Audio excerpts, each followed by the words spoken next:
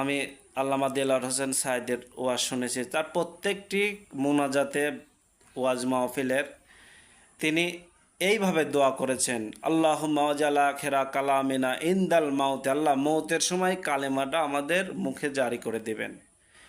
এমনকি আমার জানা মতে যত আহলে সুন্নাত ওয়াল জামাতের মসজিদ আমি নামাজ আদায় করেছি, কোনো একটি ইমামের মুখে আমি শুনি নাই বিরহমতিকা আলহামদুলিল্লাহ রাব্বিল আলামিন, এক কথা কালেমাকে মাইনাস করে না। যেসব মসজিদে কালেমার নামাজ হয়, মোনাজাত হয়, কিন্তু কালেমা বলে না, সেই সব জায়গা আমার খুব অন্তর থেকে খারাপ লাগে যে আচ্ছা কালেমা আপনি বলেন না কেন? যেই কালেমা হাদিস শরীফ দ্বারা প্রমাণিত, মৃত্যুর পূর্বে অনেকের জবান বন্ধ হয়ে যায়, কিন্তু যার জবান সচ্ছল থাকে, বন্ধ হয় না, তারা যদি আল্লাহর কালেমা যদি একবার জারি হয় বা কালেমা শেষ বাক্য যদি তৌহিদ আর রেসালাতের কালেমাটা হয়, নিঃসন্দেহে সে একজন ইমানের সঙ্গে তার মৃত্যুটা হলো। এটা আমরা মুনাজাতে বললে কি সমস্যা হয়?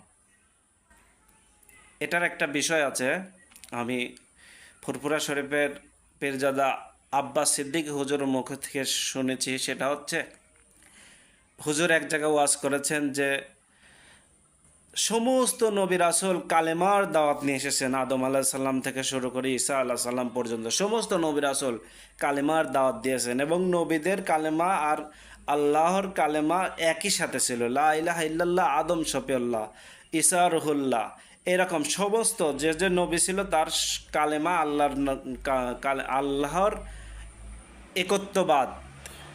একত্ববাদের সঙ্গে জড়িত ছিল, লা ইলাহা ইল্লাল্লাহ। এটা তৌহিদ আর রিসালাত, যে যে নবী সময় ওই সময়ের নবীর সঙ্গে নাম মিলাইছিল, ইব্রাহিম খলিলুল্লাহ, মুসা কালিমুল্লাহ, লা ইলাহা ইল্লাল্লাহর সঙ্গে সেই সময়ের নবীর নাম অ্যাড করা ছিল। এই ওয়াজ করেছেন আব্বাস সিদ্দিক হুজুর যে কালেমা পড়া এটা নবীদেরকে একটা স্মরণ, যে এই নবীর আমরা উম্মাত। কোনো নবীর উম্মাত কিন্তু সেই নবীর সময়ের কালেমাকে অস্বীকার করে নাই। এখন এক মসজিদে বিরহমাতিকা হয়, তে হুজুরের ভক্তরা বলছে, আচ্ছা হুজুর, পৃথিবীর শুরু থেকে শেষ পর্যন্ত বা নবী রাসূল যতদিন এসেছেন শেষ নবী পর্যন্ত কালেমার প্রচার হয়েছে, আপনি বিরহমাতিকা বলেন, কালেমাটা বললে কি হয়? বলতেছে, শোনেন, আমার যদি ইমামতেও চলে যায় তা আমি কালেমা বলবো না। এখানে একটা পয়েন্ট, কেন কালেমা বলবে না? এটা তাদের মনের ধারণা, তাদের আকিদা যে কালেমা এই জন্য আমরা বলবো না, সেটা হচ্ছে লা ইলাহা ইল্লাল্লাহ, এইটুকু অংশ ঠিক আছে, কিন্তু বাদ বাকি মুহাম্মদুর রাসূলুল্লাহ যে আল্লাহর সঙ্গে লেখা হলো, এই লেখাটা তারা জানে শিরক। এই জন্য তারা ফতোয়া দেয় এক পাশে আল্লাহ অন্য পাশে মোহাম্মদ লেখা যাবে না, শিরক, কালেমার মধ্যে শিরক।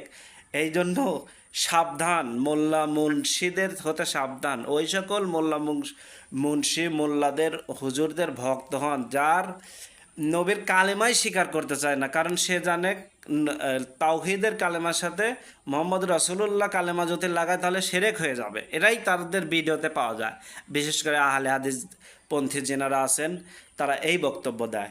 এখন আমার এখানে একটা প্রশ্ন, আপনি তো হানাফি মাযহাবের মানুষ, আপনি তো আহলে সুন্নাত ওয়াল জামাতের দাবিদার, আপনি কেন কালেমা বাদ দেন? এটা খুবই খারাপ লাগে। অতএব আমার ভিডিও যদি কেউ দেখেন, আশা করি কালেমাটা পড়বেন নামাজ শেষে। সবাই ভালো থাকবেন, সুস্থ থাকবেন। আসসালামু আলাইকুম ওয়া রাহমাতুল্লাহ।